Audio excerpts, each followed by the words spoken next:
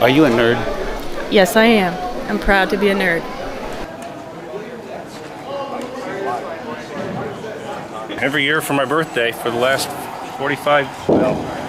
30 years at least, my mom has gotten me Legos. Now you're 10, so would someone who is 10 want to start out with the kind of stuff you're doing, or would they want to start out with something else and then work their way up? They would probably want to start with sets, and then they might be able to move on to like just building things. They would probably want to start with building sets.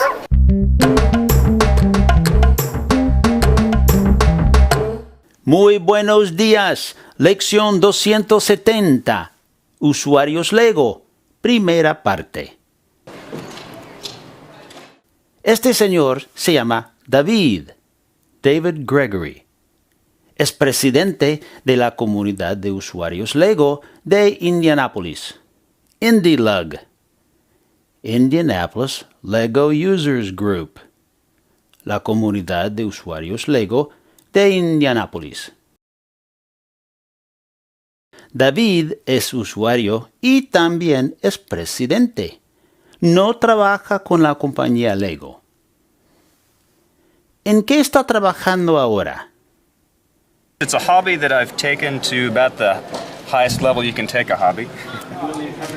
What are you working on now? Well, this is a mosaic. A lot of people, when they do things out of Legos, it's three-dimensional.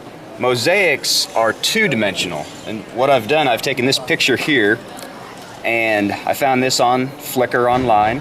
Esta foto estaba en la internet.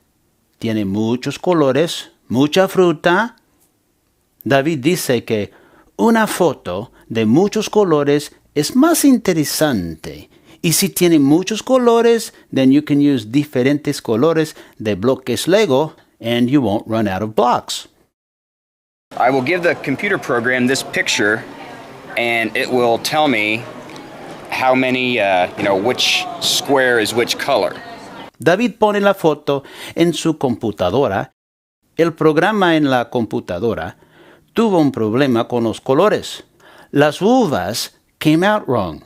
De color café en vez de color morado. David no quiere uvas de color café. Quiere uvas moradas. I didn't do it square for square. For instance, the program on the grapes were entirely brown and dark gray. Well, I want purple in my grapes, so I add that in just to, give it the good grapey purple effect. Presidente David pone las uvas sobre la cabeza de la mujer o de la muchacha. ¿Es mujer o muchacha? Well, I'll give you boys some free information. When las muchachas tienen 18, 19 o 20 años, they often like to be considered mujeres. When they get to be about 35, a lot of them like being considered muchachas again. Muchacha, mujer. If you work in a restaurant, don't tell a woman you're going to give her a senior discount. Unless you want to knock on the head. She's only a senior citizen if she feels like being one today. That's the rule. Live by it, and it will increase your lifespan. And you'll live to play with Legos longer. Esta mujercita o señorita, tiene en su cabeza un plátano amarillo, una naranja anaranjada, una pera verde. La cosa roja yo no sé qué es. Una manzana. Sí, la manzana. David, you and I were doing Legos years ago when you were my student in high school. Were you That's right. Were you a freshman or a sophomore back then? Yeah, I would have been a sophomore in high school. Those were good days. Yep.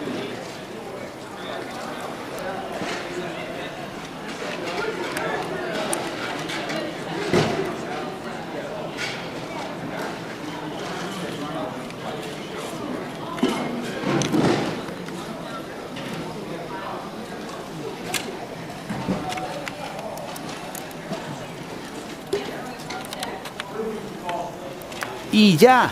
And it's ready. The whole thing is ready? Yep. Y está listo.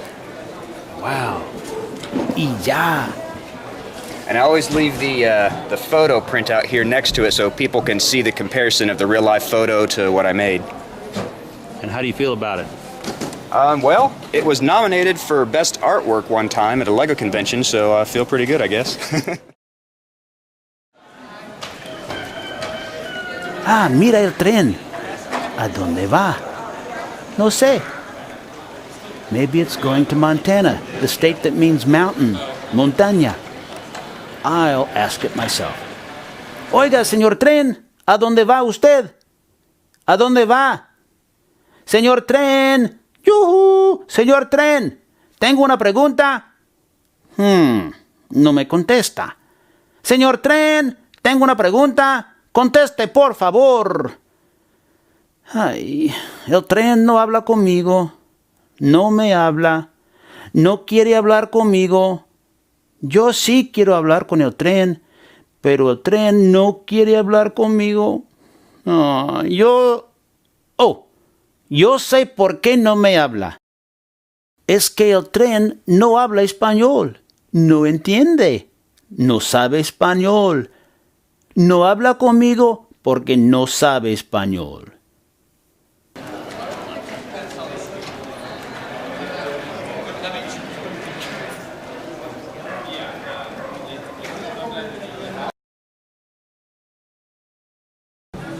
So the students who are watching, they shouldn't feel ashamed. They shouldn't feel like they're too old if they are, let's say, in junior high or high school. Yeah, a lot of people, they get to junior high or high school or college and they enter what's called the dark age. A lot of people, they play with Legos as a kid, and then they have their Lego dark age, and then later on, maybe when they have kids of their own, they come out of their dark age and they start, buying these sets they wish they had had back then.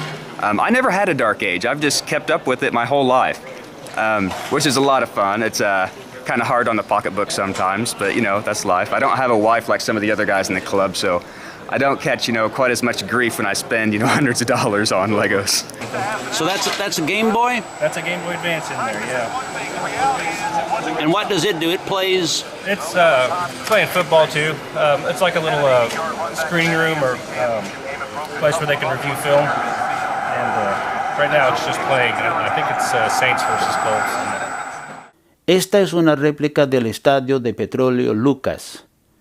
The real one está en Indianapolis, un poquito al sur del centro. Señor, ¿cuántas personas tiene usted en este estadio? In here. 1080. ¿Usted de dónde es? Oh, de Bloomington. Bloomington, Indiana. Su papá es de las Filipinas. Su mamá es de Pensilvania. So how much money can a person spend on Legos?